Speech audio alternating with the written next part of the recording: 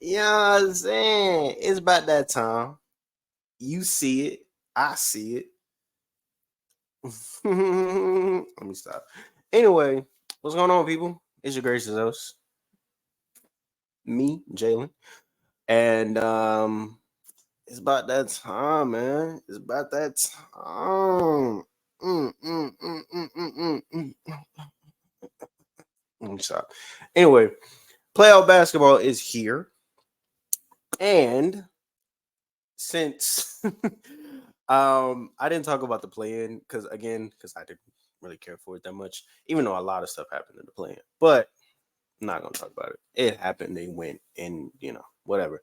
But the playoffs have officially started. All the seedings have been placed. Every team is going against the team they need to be going against in order to get that famous Lombardi trophy.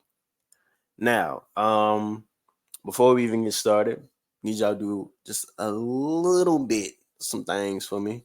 Two things actually.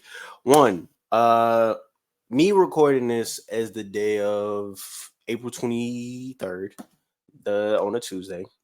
Game two of the Lakers game, of the New York Knicks game, and of the Orlando Magic game happened yesterday. I'm here to talk about games one that happened over the weekend, blah, blah, blah, blah, blah. Now, some other content creators, they would just talk about the games the day of and just do that. Normally, I like to just have something to talk about in bulk since it's more of a longer video format instead of just doing it the day of, especially how at the time as I have to set everything up, edit, blah, blah, blah, blah, blah. So, in the comments down below, or if you know me personally, you can DM me, whatever. Let me know if you guys would rather see me talk about the games the day of, or would you rather see me talk about the games in bulk? Games one in bulk, games two in bulk, and so on and so forth. Um, Obviously, it'll be different for like if a team gets swept or if a team goes to game seven, etc., etc., etc. But I'll figure it out if that once that happens. Also, two, I didn't give my predictions, so I'm gonna give my predictions based off of a playoff bracket that I made a couple days ago. I'm not changing it because I still feel relatively the same. Because again, it's only been game one for a still decent amount of teams, even though game two is about to officially start. Um, or for the second half of teams tonight. So my predictions still relatively are the same. So that's that. I'll give my predictions on each individual series of who I think will win and so on and so forth. Now that is all out of the way, like, comment, subscribe, post noties. I love you. Anyway, on to series number one, the one that caught my eye. Oh man, oh man, oh man, god damn. We are talking about, ladies and gentlemen, we are talking about the Minnesota Timberwolves versus the Phoenix Suns. Now, actually, should I get my prediction now? You know what? I'll just show you guys. Nah. I'm gonna wait. I'm gonna get my prediction after I talk about the game. So, with this, the Timberwolves, obviously, if you're keeping up with playoff basketball things, and the games that already happened, like I'm gonna try to, you know what I'm saying, I'm gonna try to speed through them a little bit since they already happened. We already know. But this guy, very important, guy on the thumbnail. He had himself a day. Mr. Anthony Edwards went off, finishing the game with 33 points with a plus minus of also 19. That was really good. Also shooting 33 points, 2 steals, 6 assists, 9 boards, shooting 50% from the three, and also a cool 48% from the field. This kind of scares me a little bit, but again, not too much. 6 turnovers, not too much. But Rudy Gobert chipping on also with 14 and 16 points as well. And then Cat, who I have a lot to say about this man, Cat. Cat, very impressive, coming off an injury with 19 points and also 7 boards. Essentially being that second option that the Timberwolves desperately need on already a offensively, how can I say, offensively, challenged type of a team. And also coming off the bench, you have really solid performances from 6 man of the year finalist Nas Reed and Alexander Walker as well, chipping in with 18 points. Jaden McDaniels also, the points not going to show, but phenomenal defense all out throughout the game. And moving on to Phoenix themselves, we have KD leading essentially all of Phoenix with 31. Grayson Allen got to lead the game early with a sprained ankle. And oh boy, if he's not back, ooh, Phoenix is in trouble. Nurkic only chipping in with 9, and Beal had a all right day with 15, and Devin Booker being clamped up in jail in hell with 18 points, and Royce O'Neal off the bench with 14. And everyone else, the goose eggs, some Nas and Okogie, but the goose eggs, man, gotta love it. Gotta love it. Anyway, my thoughts on this series as a whole and my thoughts on the game. Obviously, Anthony Edwards, outside of the 6 turnovers, but again, I'm not really worried too much about that. Phenomenal game.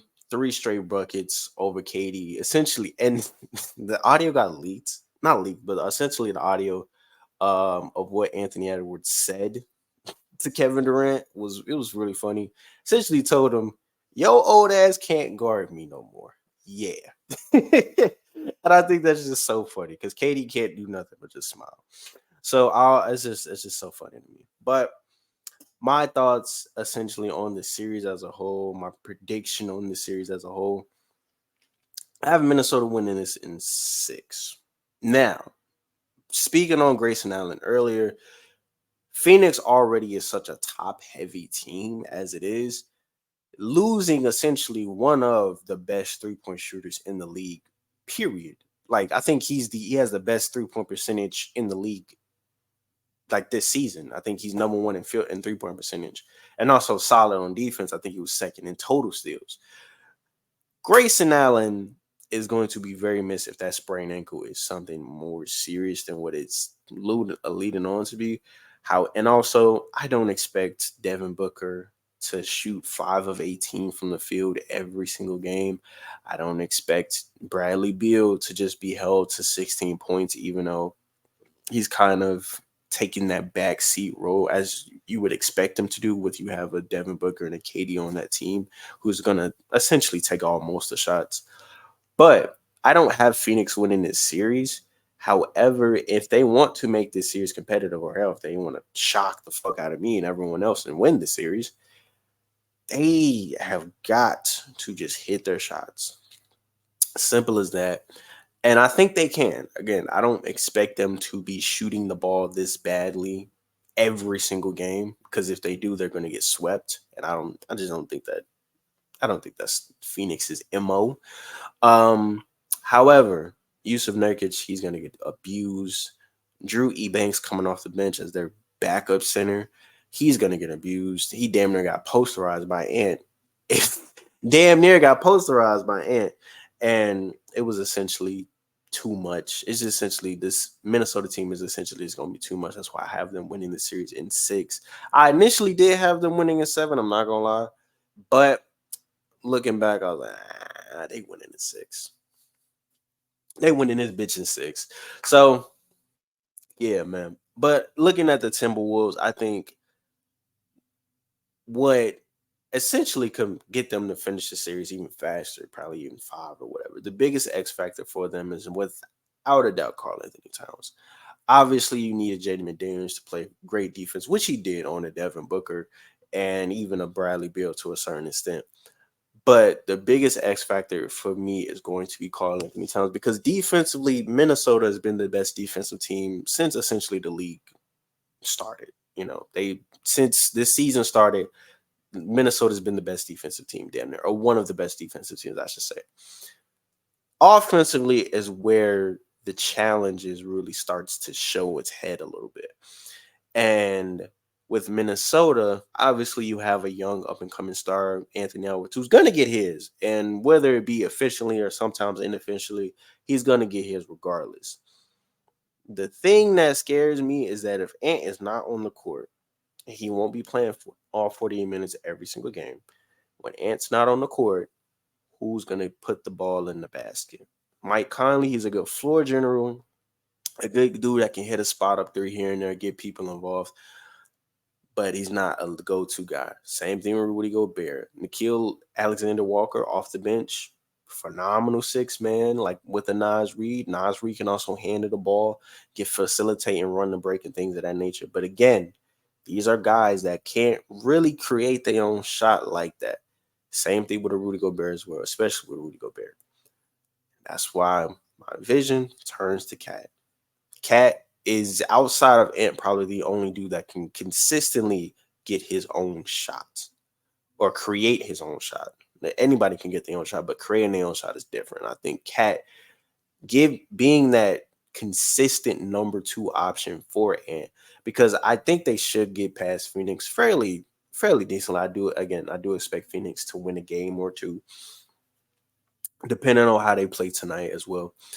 But I just it really to me depends on how well Cat can play alongside Anthony Edwards. In the first game, he looked good. He looked really good. And he didn't even shoot that. He didn't even really shoot threes like that. He was doing all his work on the boards inside. I think he missed both threes that he attempted. So yeah, if Cat can do that while also incorporating three-point shooting, as claimed himself to be the best shooting big ever, hey man, this series could very much well be wrapped up in 5 or even a sweep. I wouldn't be surprised by that in a sense, but I do think Phoenix will bounce back. I wouldn't be surprised if they bounce back tonight and steal game 2. But with that being said, I have Minnesota winning this series in 6. They move on, be great. I think they'll have a pretty deep playoff run, but I'll get more into that in another video in another day. However, man, the series that's I know I'm not really trying to talk about game 2s, man, but the Lakers, Laker fans, bro. You niggas, man. Y'all know how to do it, man. Y'all know how to do it to yourselves in a sense. The Lakers obviously lost game 1, 114 to 103. And this is a very funny picture because I have a lot to say about that screen, that little thumbnail right there. But looking at the performances from game 1, AD and LeBron doing AD and LeBron things. AD with 32 and 14, also with 4 blocks and 5 assists. LeBron doing LeBron things with 27, 8, and 6. But them 7 turnovers is going to kill you. Don't matter who you are. Can't be having 7 turnovers. Austin Reeves chipping in with 13, and D'Lo also chipping in with 13, and Taurean Prince off the bench with 11. Now looking to Denver, you have MPJ with 19 and Aaron Gordon with 12, two probably the biggest X factors who are going to be real big keys to them winning, essentially repeating and going deep in the playoffs. And you have Jokic doing Jokic things with 32, 7, and 12. KCP with 12 points, also on pretty poor shooting. And Jamal Murray, who's getting his feet wet again, coming back from injury with 22 points and also 10 assists. Now, the reason I say that this picture is so interesting to me because going into this series, the biggest point of attack, the biggest anything is how do you stop Nikola Jokic? And the Lakers, they do have decent defenders on their team, decent to even great defenders. You have what should be a DPOY finalist. Fuck it, make it 4 people instead of 3. Anthony Davis, one of the best defenders in the league. Shit, if you ask him, he is the best defender in the league, and he has the right to think that as well because he's phenomenal on the defensive side of the ball. You can't really have AD guard Jokic. Can't really have LeBron guard Jokic. So who do you go to? Rui Hachimura. And he's not the greatest defender in the world. He's a solid defender. And he was doing his thing in game 1 against Jokic in the first half. Now again, I'm gonna talk about game 2, man. Because game 2, the Lakers are gonna do Laker things. They continuously do this shit. I'm not even the biggest Laker fan. I just fuck with the Lakers here and there. The Lakers, this is the recipe that they have. This is what they do every single time. And it's always against the Nuggets. It's really rarely against anybody else. Against anybody else, they're either just competitive or they just win. Really no ifs, ands, or buts about it. But with the Nuggets in particular, the Lakers do this. This is the recipe. You follow me? Let me big screen myself. This is the recipe. This is what they do. The Lakers will do this. Be up big in the first half. Big. LeBron, 80, go crazy in the first half. Random role player goes off. Fuck it. D'Lo in game 2 played phenomenal. Austin Reeves in game 1, solid. Taurean Prince off the bench, solid. Shit that you've been wanting him to do, solid. Jokic being defended well against Rui, great. Come third quarter, they start to take the foot off the gas just a little bit. Nuggets, down, clawing their way back. That championship DNA, shit's in them. They clawing their way back. And then come fourth quarter, everything just explodes. Everything just explodes, implodes, and the shit hits the fan. The Lakers not only did that in game 1, but they did that shit in game fucking 2. And I find it hilarious. I find it so fucking hilarious. I think that shit is funny as fuck. It's so funny. It's so goddamn funny. Because not only were the Lakers up going into halftime in game 1, they were up by 20 in game 2. 20 in game 2. And the thing is, Jamal Murray has been playing like shit in both games.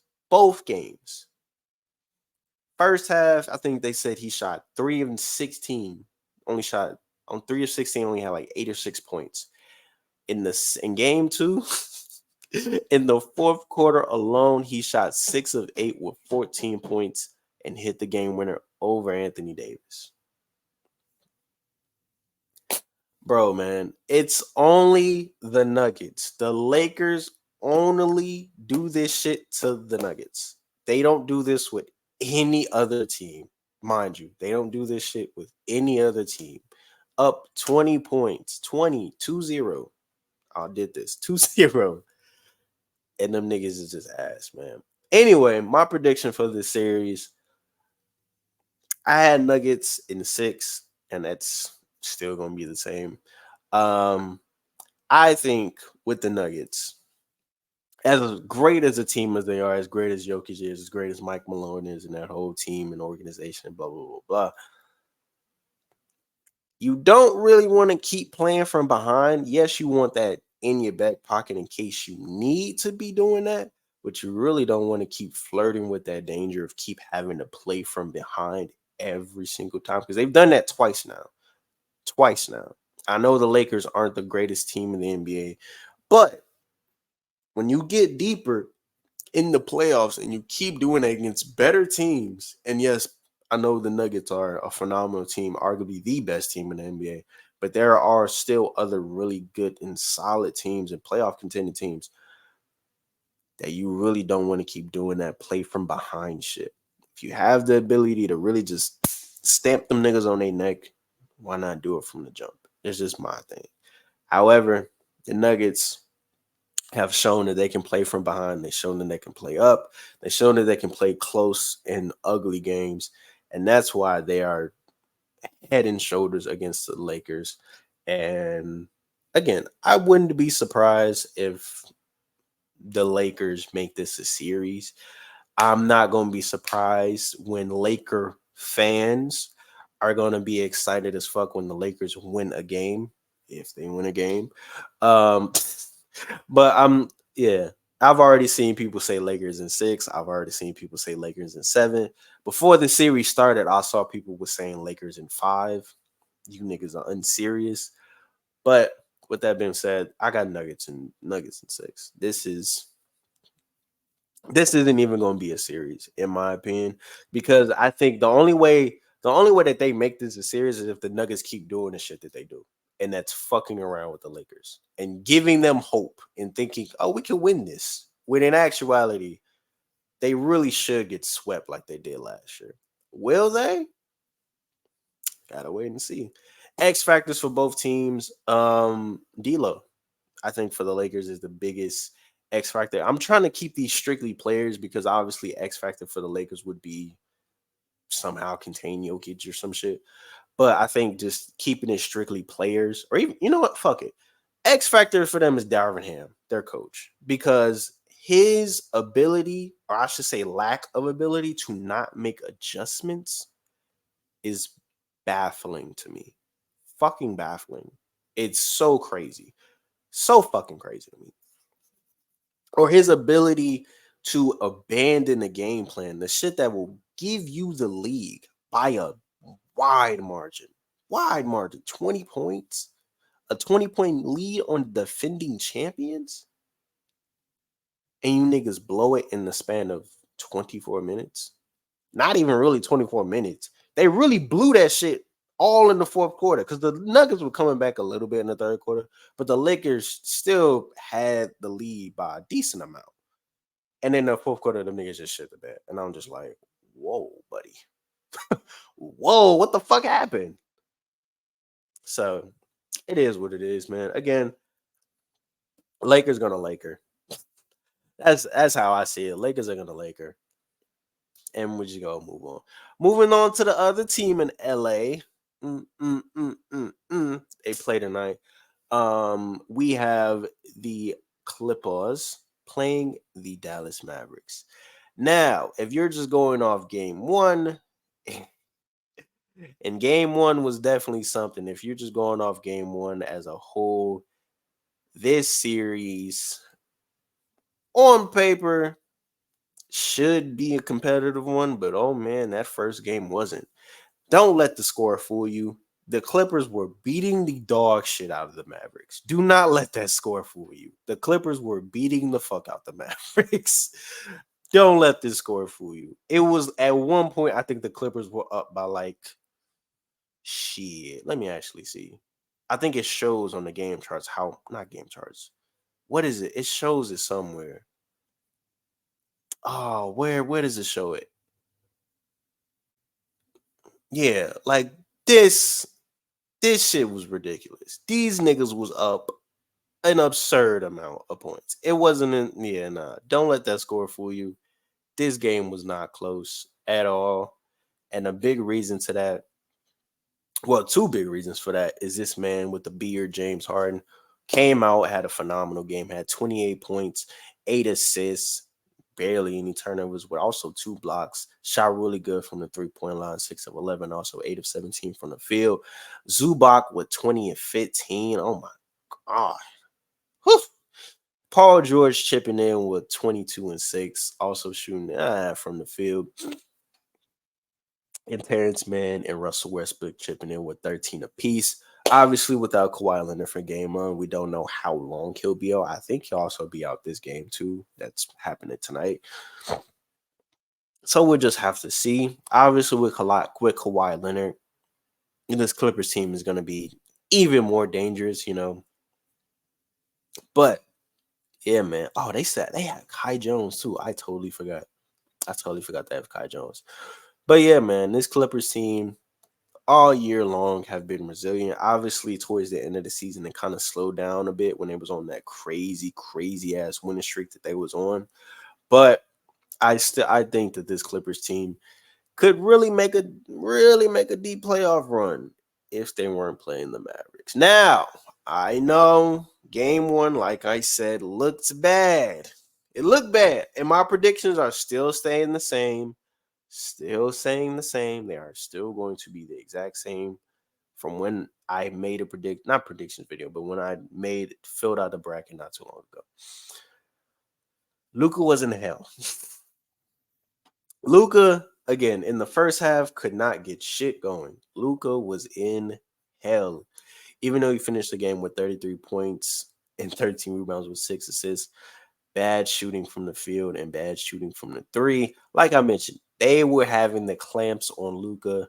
They were throwing an absurd amount of bodies at him, from Coffee to Paul George, Norman Powell, even a little bit of Russ on him. They were just throwing an absurd amount of people at him, and they were just trapping him, attacking him every single time he really touched the ball.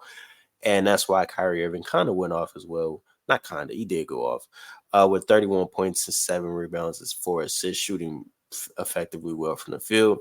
But outside of them, everyone else struggled. Derrick Jones Jr., 0.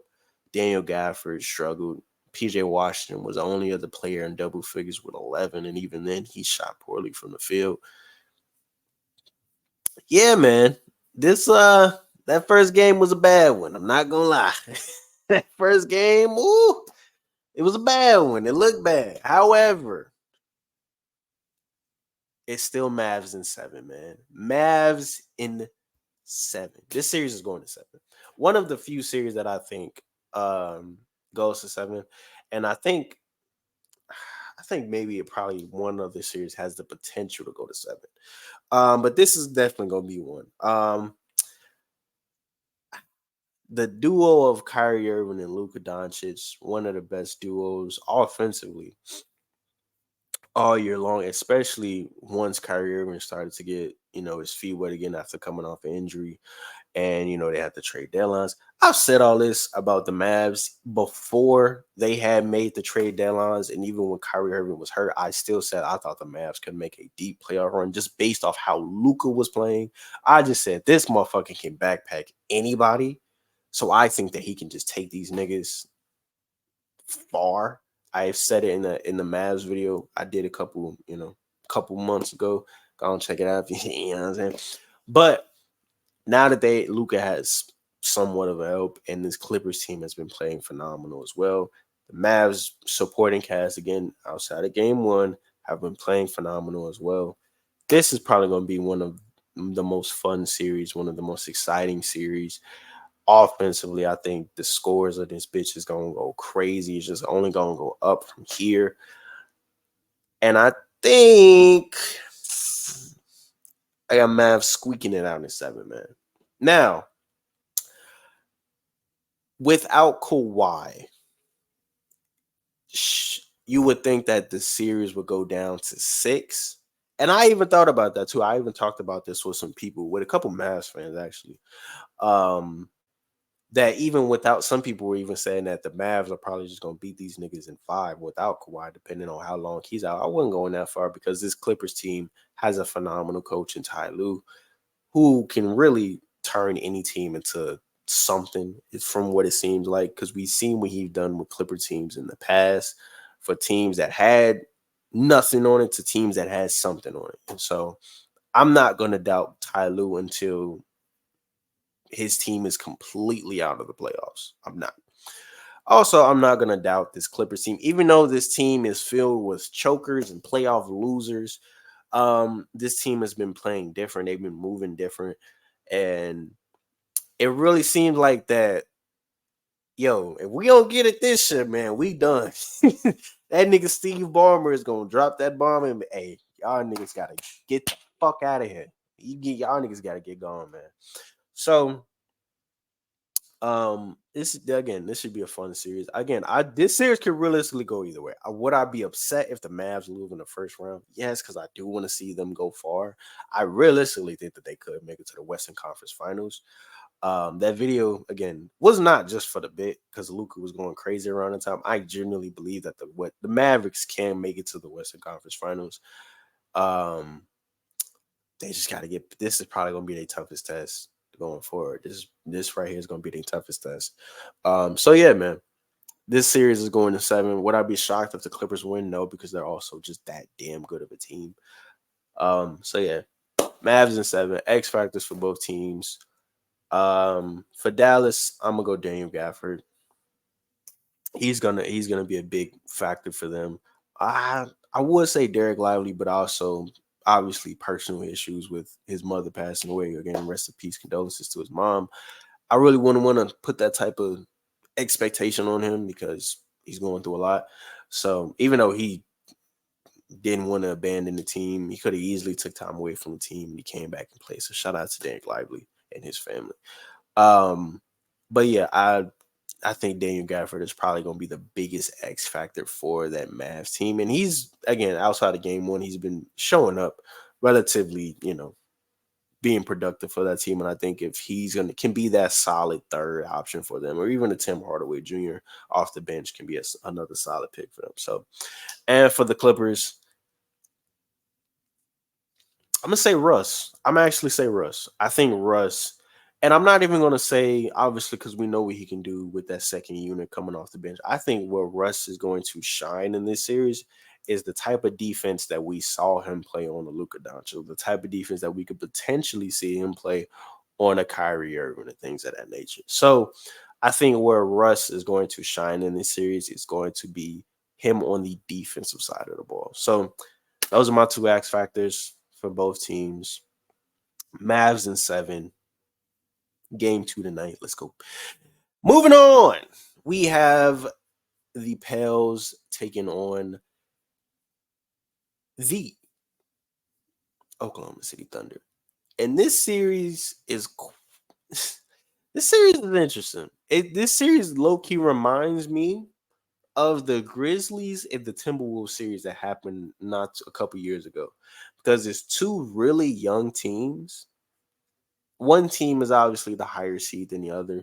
The Thunder remind me of the Grizzlies, a young, not athletic, but young, up and coming, phenomenal star of a guard in the SGA. SGA obviously being John Morant, defensive minded big that can also stretch the floor. Jaren Jackson Jr. was that for Memphis, and obviously Chet being that for OKC. Desmond Bain being like a J Dub in a sense, obviously and then you have the Pels and Timberwolves mirroring each other, two young, scrappy, hungry teams. This series relatively is gonna go past 6 or 7 games, I think. 7 games may be pushing a little bit, but depending on how the Thunder respond, and also with the Pelicans, how they respond without Zion Williamson again, who got hurt in the playing game, but he went crazy against the fucking Lakers. Nigga dropped 40. But with Zion being out, and I think he probably will come back this series. If Zion comes back this series, I'm not gonna say that the Thunder will lose this series, but it is going to be a big fucking test for them this series. Going into the game, however, let's quickly go over the game one stats. You have Bi who struggled. I think once he again coming off injury, once he gets his feet wet and gets reaccustomed to playing NBA basketball again, he'll be fine. I think Bi is going to be a big trouble for this Thunder team. Trey Murphy also another motherfucker that can go crazy. I actually did chipping in with 21, the most on the team. Valanciunas, I think, who's going to probably be the biggest problem for the Thunder because he's just such a big body that Chet is, and not just Chet, but Chet and the Thunder as a whole really struggle on that inside game defensively. Offensively, they're fine, but struggle defensively in terms of playing physical and essentially rebounding the ball. But yeah, had 20 rebounds, 9 offensive boards, good God, and also 13 points. Yeah, Herb Jones chipping in with 8 points, but struggled to shoot the ball as well. So we're really gonna need to have him pick it up, obviously. And then CJ McCollum chipping in with 20. Again, this is just a bad shooting night for this Pels team as a whole. But I think once Bi gets his feet under him, which I think he will, CJ McCollum, he's known to, go crazy and spark some shit up. Trey Murphy, he can shoot the ball. Herb Jones can shoot the ball. Jonas, I think if he just keeps playing how he's playing, I think they should be fine and make this a game.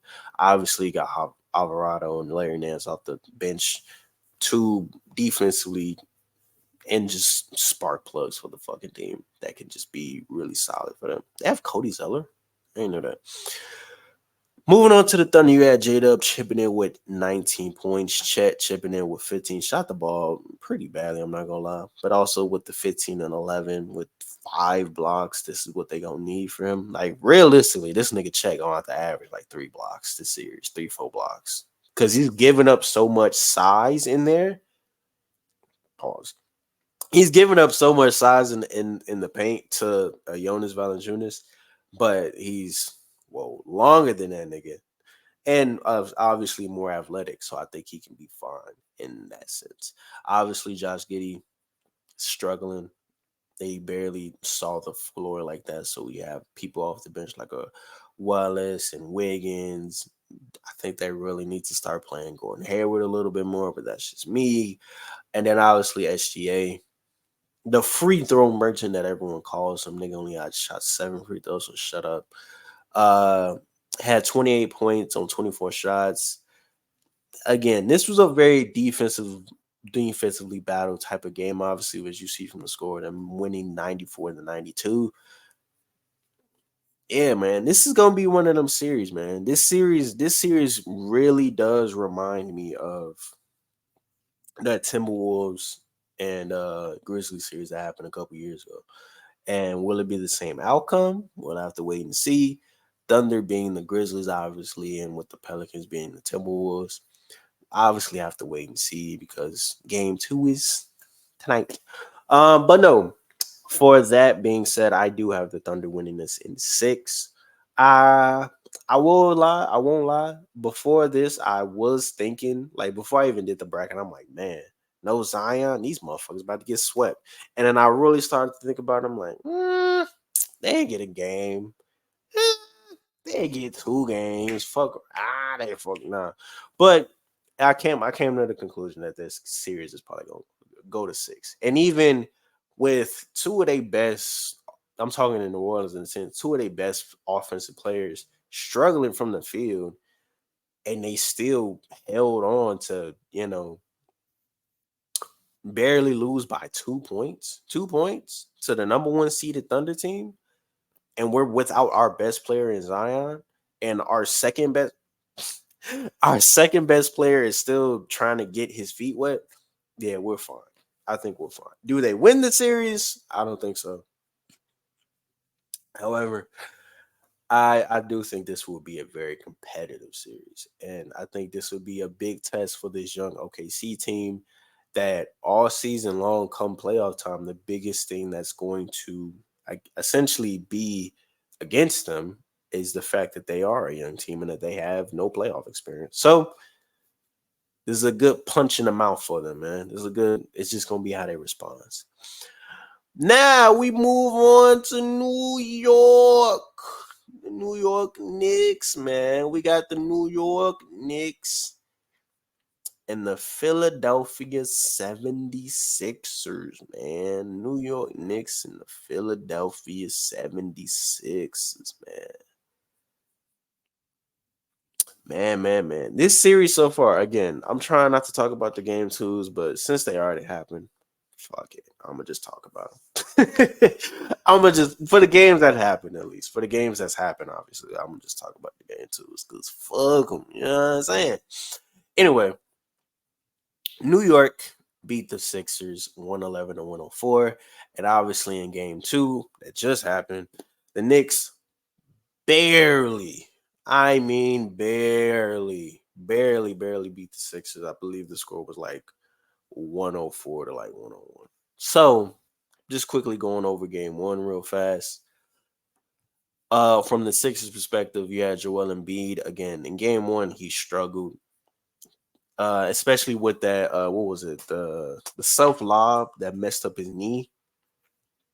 He had to be reevaluated, and man, and I haven't seen a lot of people talking about this. Also, just real quick, Have y'all seen that nigga Joel? Like his eye? Like his eye, just to take his like right eye be twitching. Like his right eye, like his right eye be twitching and shit. That's not normal. That like I don't remember. I've been watching Joel Embiid since Kansas. He's never done that unless that's just something that he just picked up just randomly or he just can't control. Like that's not normal.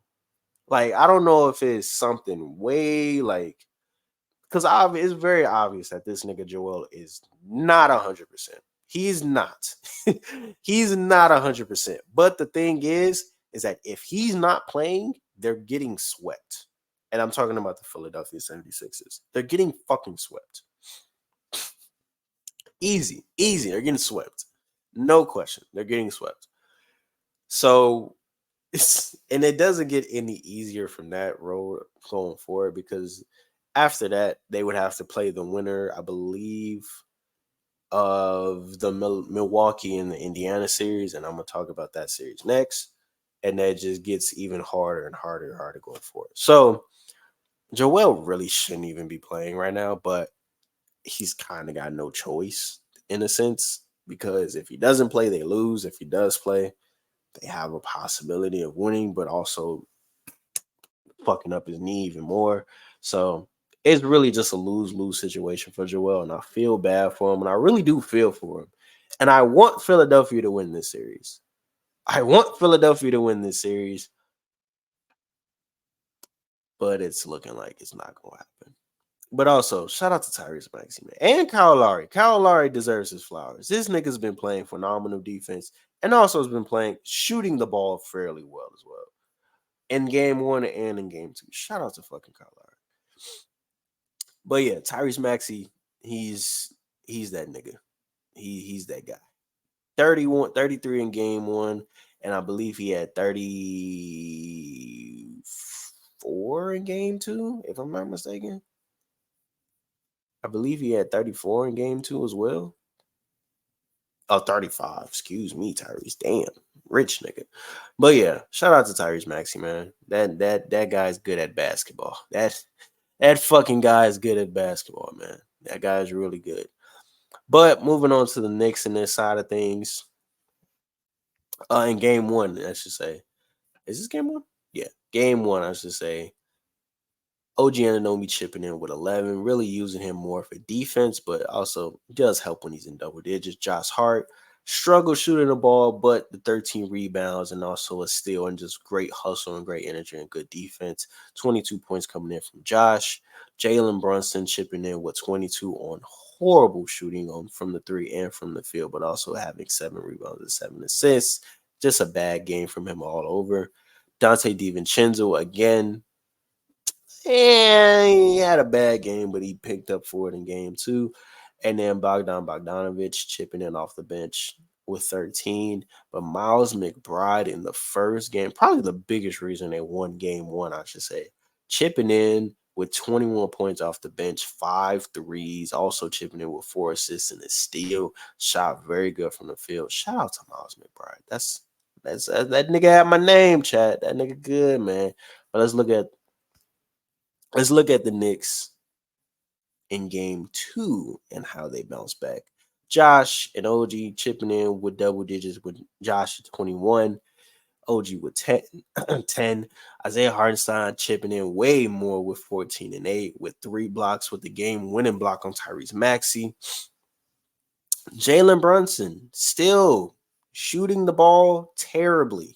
Like, no sugarcoating. This nigga's been shooting the ball ass. He's been ass. But also chipping in with 8 rebounds and 6 assists. DiVincenzo bounced back phenomenally after a poor game one. Hit the game-winning 3 essentially with 19 points and 4 threes on the day, with also 2 steals and 3 assists. Man, this is one of them series, chat. This is one of them series, man. This is one. This is one of them ones. This is a series for New York to establish themselves as like, hey, we here. We're not playing with you niggas. We really bout that action.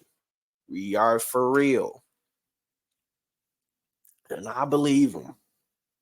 Knicks in 6, baby. Knicks in 6. It would be 5 if this nigga Jalen Brunson was not shooting the ball so terribly. Like, he's been very bad. Like, no sugarcoating it. He's been very awful. But going into the series, I'm not gonna lie.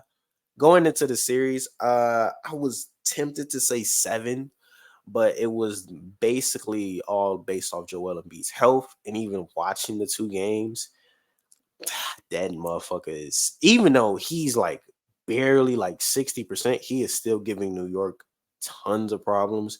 But it does help that the New York also has Isaiah Hartenstein and Mitchell Robinson back. So like they have 2 big bodies to throw at him. And also not just big bodies, but dudes that's actually decent to good at defense. So yeah, man. Oh, Philly. Again, I want, me personally, in my heart, I would rather see Philadelphia win the series. I much rather see Philadelphia. Strictly just for Joel Embiid. Just for Joel Embiid to be like, I beat these niggas with a fucked up knee. Fuck all you niggas that was talking shit. Are you probably gonna lose in the next round to Milwaukee or Indiana, whatever? But fuck you niggas that was talking shit. And fuck you New York niggas. Just to be like, hey man, you know what I'm saying? We did it. But and that's being for real and no troll, New York's probably gonna win this series. New York is gonna win this series, and New York is gonna win this series in 6. Would I be shocked if this goes to 7? No. If Jalen Brunson keeps playing like how he's playing, this is going to be a 7-game series. No question. Because Joel Embiid, his shots will fall. He's been shooting, I believe in game 1, they said he shot 36%. In game 2, he shot 41%. Even still, just his presence on the court alone, even though he's not shooting the ball well, he's still grabbing rebounds. He's still playing phenomenal defense. He's still hitting his threes here and occasionally, but just his presence on the court, you have to have eyes on him at all times. And that's allowing someone like a Tyrese Maxson to go off. That's allowing a Kyle Lowry to actually be productive and turn back the clock and turn back into Toronto Kyle Lowry. Like, this team, man, this Philadelphia team, it sucks again because if Joel was not hurt in this series and if he was 100%, this shit would really be 50-50 in my humble opinion.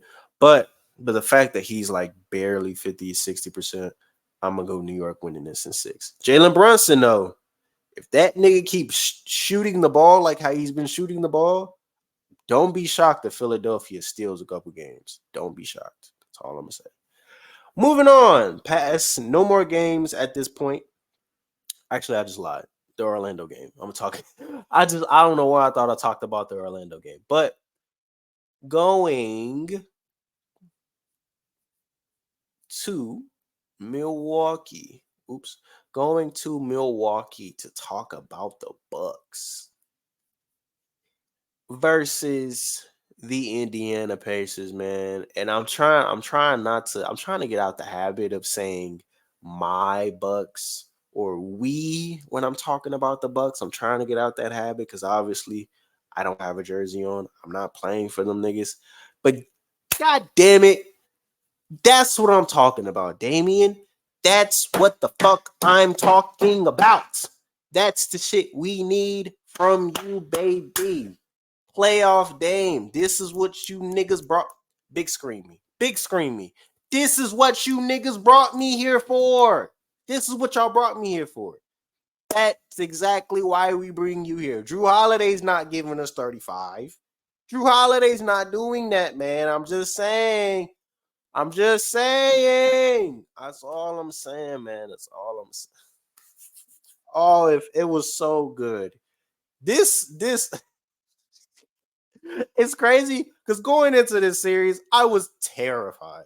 And I still low-key kind of am because Giannis possibly could sit out the whole series.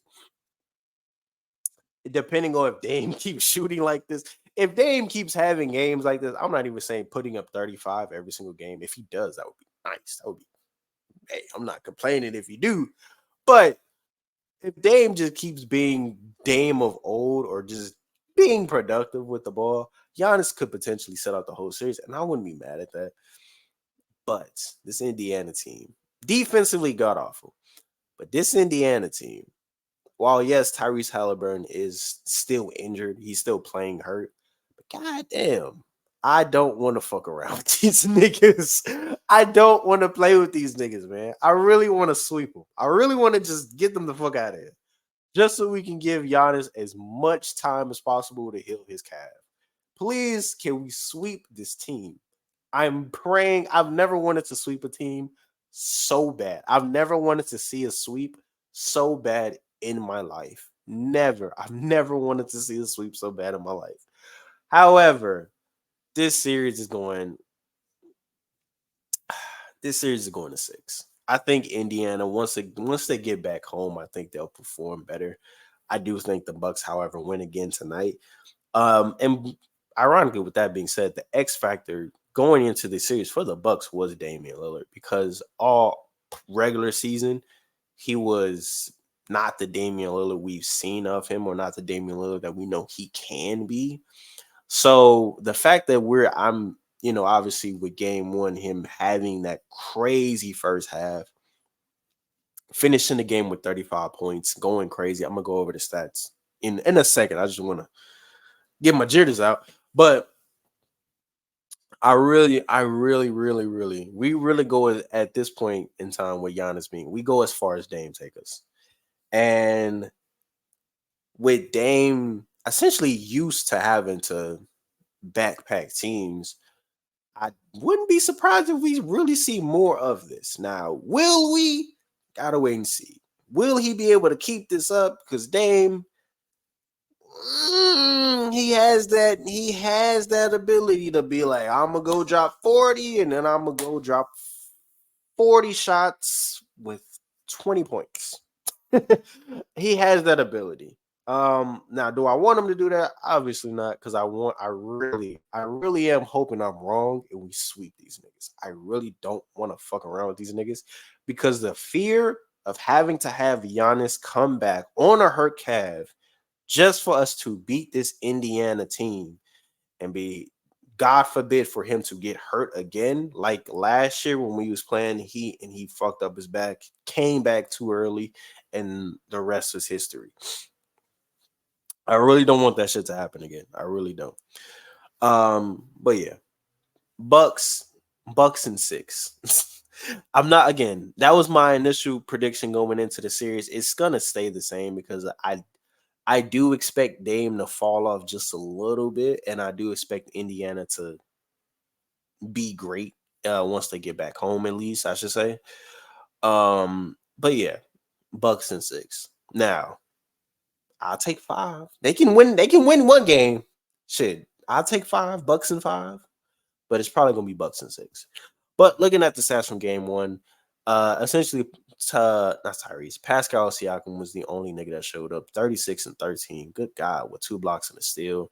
Shot great from the field. Miles Turner also didn't shoot the ball well, but also had 17 and 8 with 2 steals. Tyrese, again, he's playing hurt, so I'm not gonna go too hard on Tyrese, because again, he is playing hurt. But even still, you got to take more than 7 shots. You got to take more than 7 shots, buddy. You got to the point where TJ McConnell off the bench is taking more shots than you. That's a problem. And only finished the game with 9.7 assists and 8 assists and 7 rebounds. Yeah. Tyrese, if this Indiana team wants to make this series competitive, please, Tyrese, don't make this series competitive. He's got to take more than 7 shots. He's got to. Yeah, boy. Let's get to him. Khris Middleton. Also, I know I haven't talked about Khris Middleton in a very long time. Khris, please keep playing like this. Please. Please, please, please, please, please, please, please keep playing like this. Because holy shit, I thought it was Khris of 2021. My heart was singing. It was jumping. I was so happy. It's so happy seeing this man be productive on the court and be healthy. Because when Khris Middleton was healthy during our championship run, This nigga was a problem for a lot of teams. He was a problem. He was a fucking problem. And that alongside Dame and Giannis, whenever he comes back, holy shit, we could actually do something crazy. We could. It's just a matter of this motherfucker right here. Please keep this shit up. Please, I beg of you. Please. Shot the ball great. 9 of 14, 64% from the field. 23 points on 10 with 10 rebounds. Bobby Portis has been really good also this season, all season long. 6 Man of the Year candidate, obviously, as well. 15 points, 11 rebounds as well.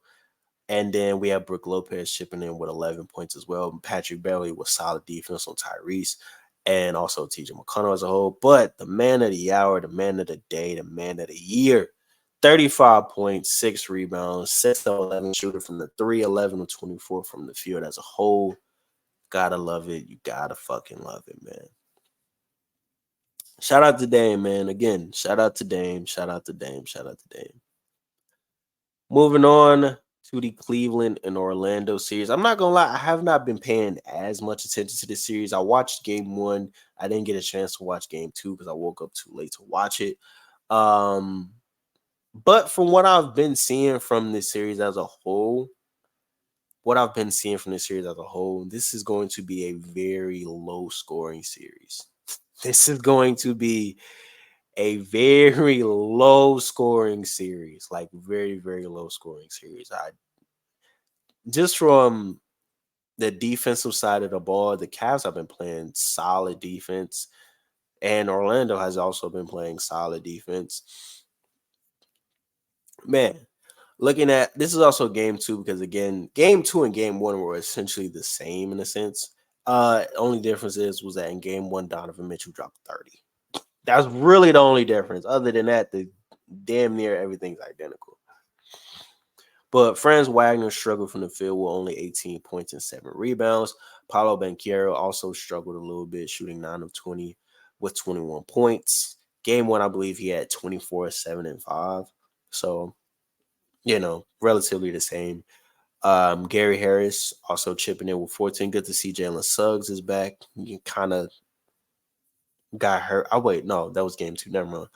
He, I think, left the game early with a knee contusion or something like that.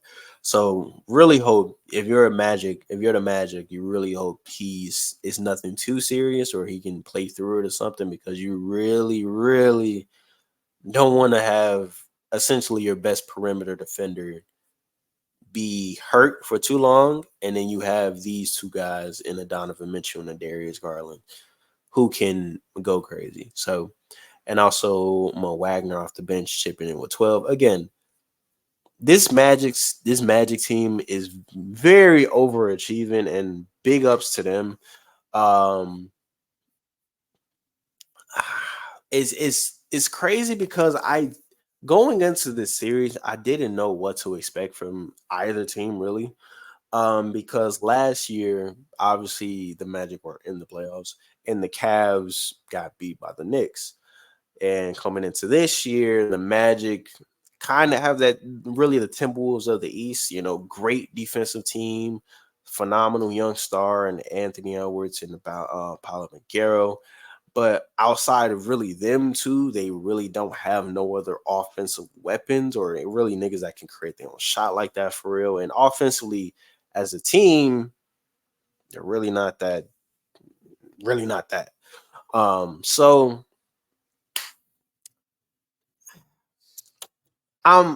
okay.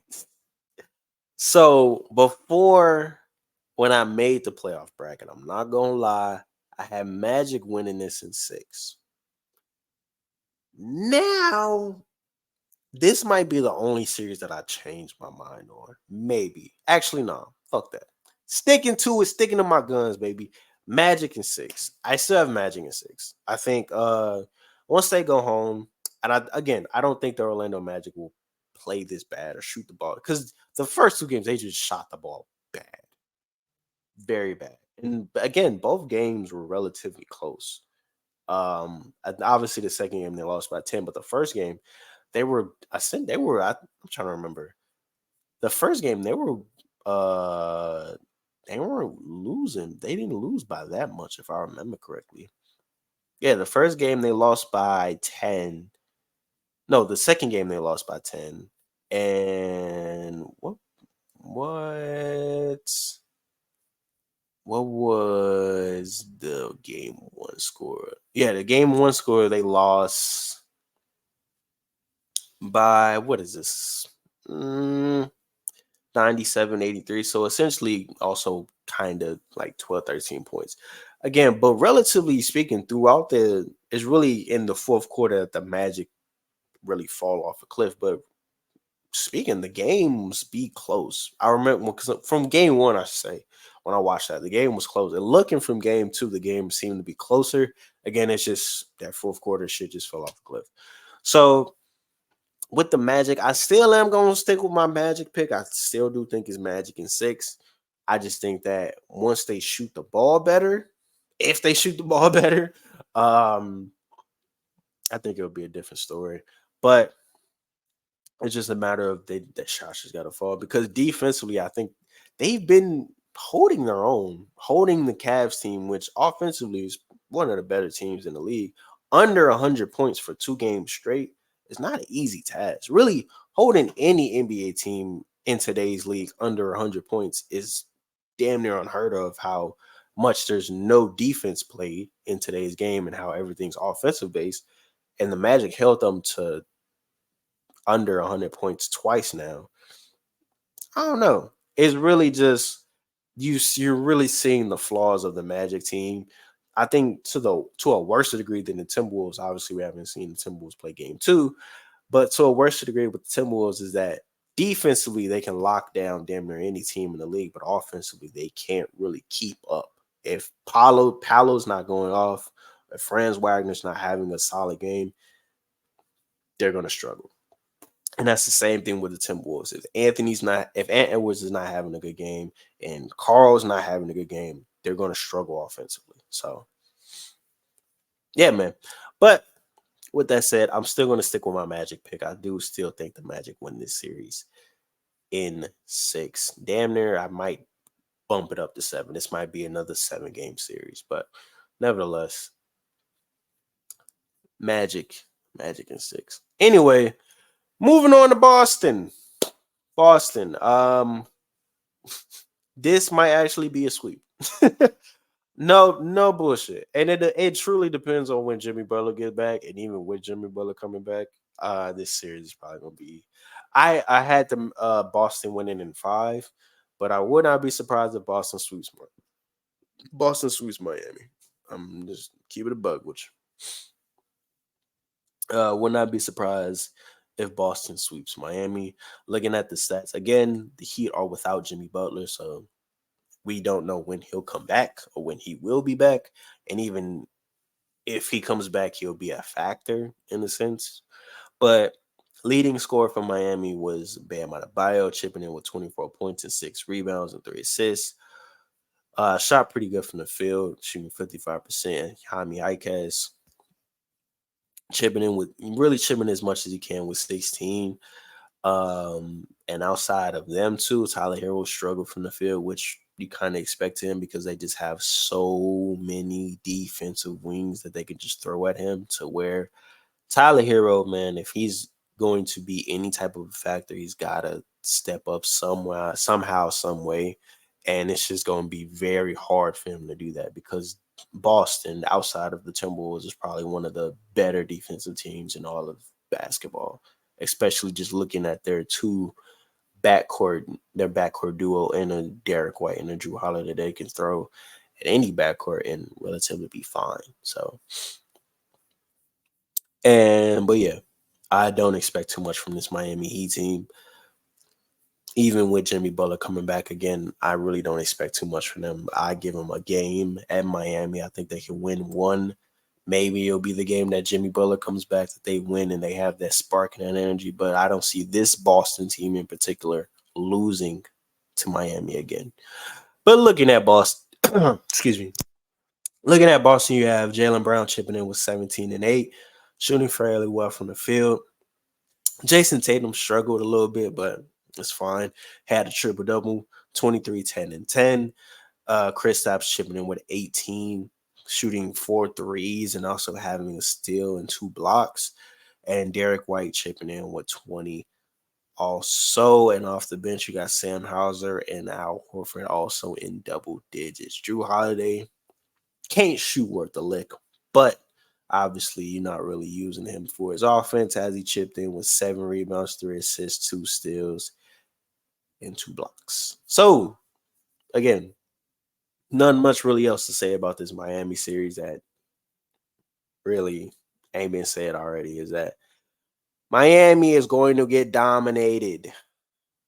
Miami loses that series in 5 games. And that's it. Those are all the games, game 1/game 2s. Again, I know the title is going to be, the thumbnail is game 1 review, but since some of the games happened some game 2s already happened, might as well talk about them because it already happened. So, but yeah, I hope you guys enjoyed this video. Again, like, comment, subscribe, post noties, all that phenomenal stuff. I love you guys. Playoff basketball is here, baby. Yeah. Anyway, but yeah, man, let me know you guys's predictions on the series. Did you agree with my predictions? Did you disagree? Do you think that there's different X factors for different teams that I didn't mention or that I didn't talk about? Or just let me know you guys' thoughts and all that stuff in the comments down below. And this has been a Lazy Cast. I've been your gracious host, Jalen.